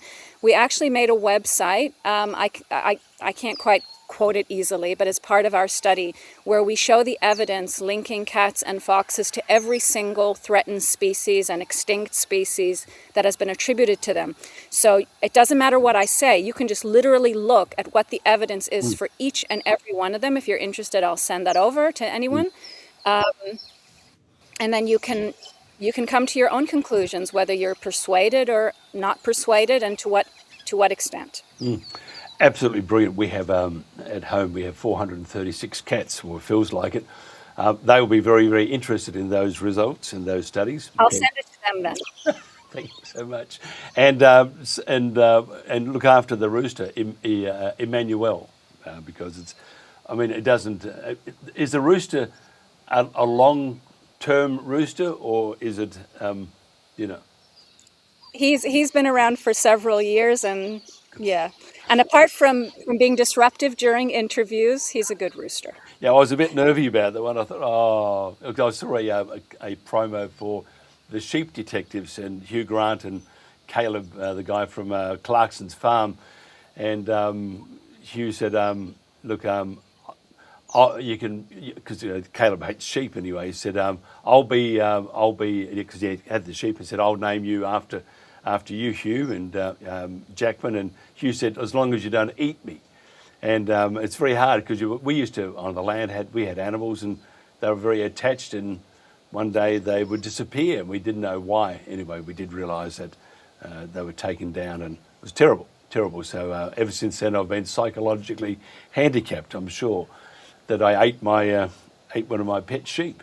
It's terrible, terrible thing, but it was tasty. Thank you so much for your time. We will do more of this, if you don't mind, because I think there's so many things, dingoes, and more on Kachana, more on the donkeys, more on the misinformation that the government complains about, everybody else spreading the misinformation. It's them that are spreading it, and it's quite disturbing.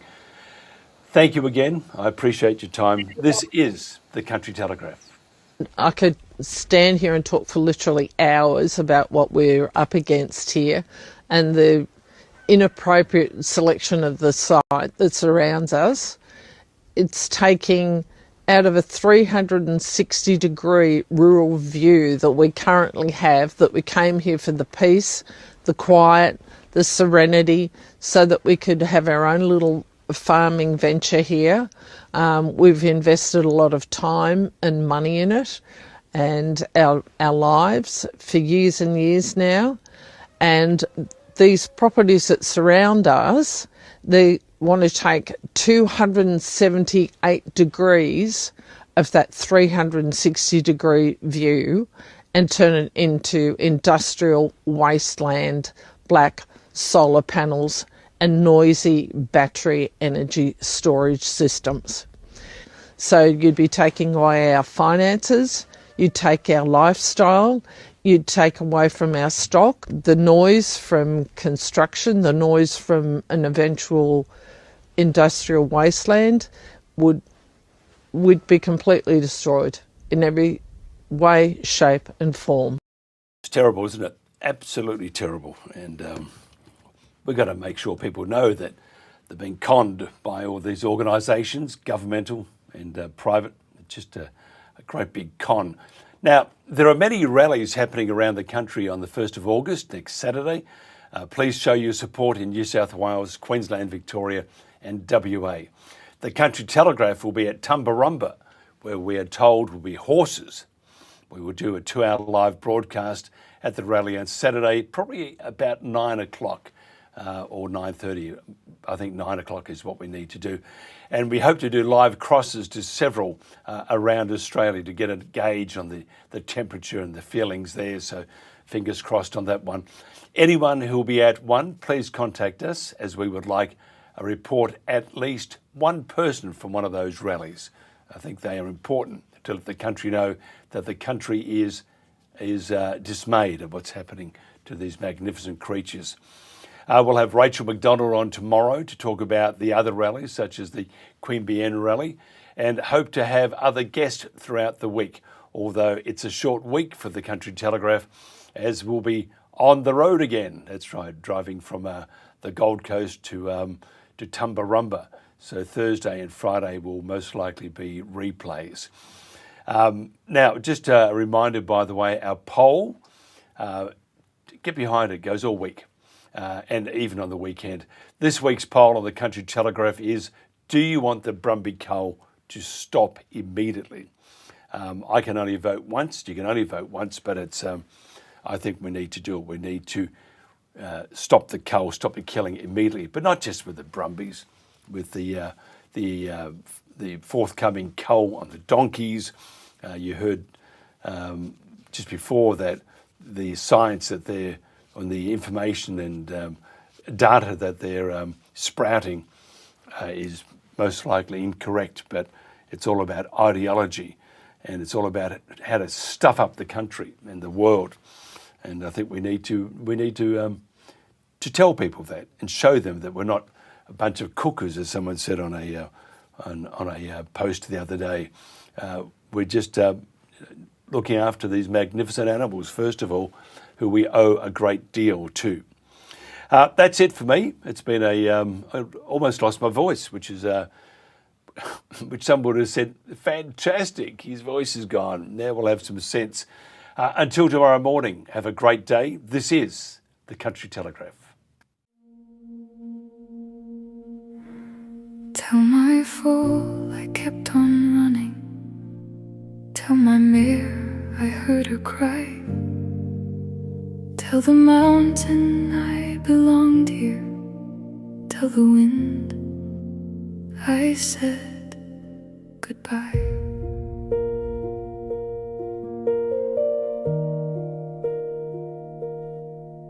Brumby hoofprints etched for generations in the snow. I've watched the foals become the mares, the stallions old and slow.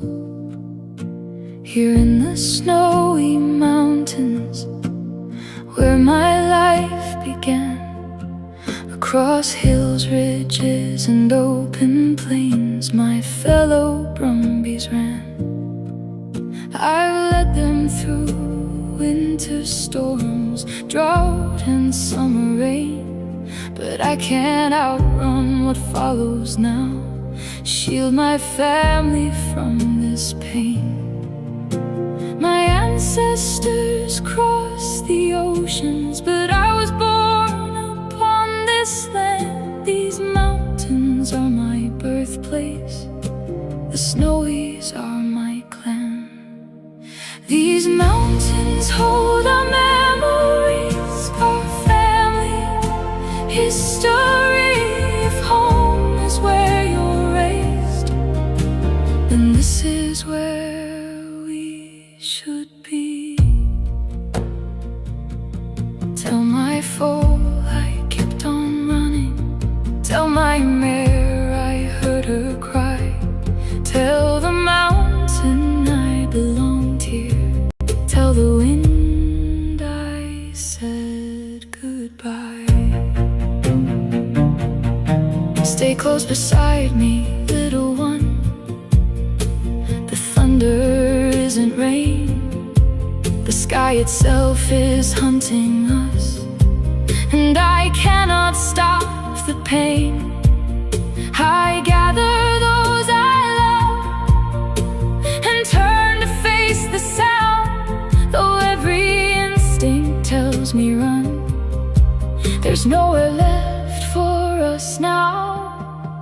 These mountains hold our memories, our family history.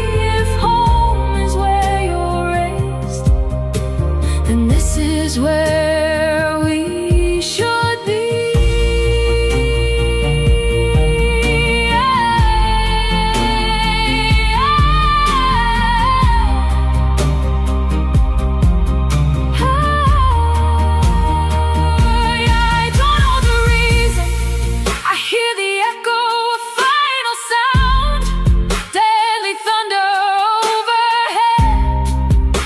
fall upon the ground. Thunder. Again and again, my heart grows quiet as bullets rain. I thought I had more seasons, more rivers left to roam, more sunrises with my Kosciuszko clan before the mountains called me home. Tell them I was born here, my grandfathers fought their wars. Remind them that this was our home. The snowy mountains were ours. Tell my fool I knew her fear. Tell my mare I heard her call. Tell my fool I tried to save them. Tell the wind how Brumbies fall. Tell my fool I kept on running. Tell my mare I heard her cry. Tell the mountain I belonged here. Tell the wind I said goodbye.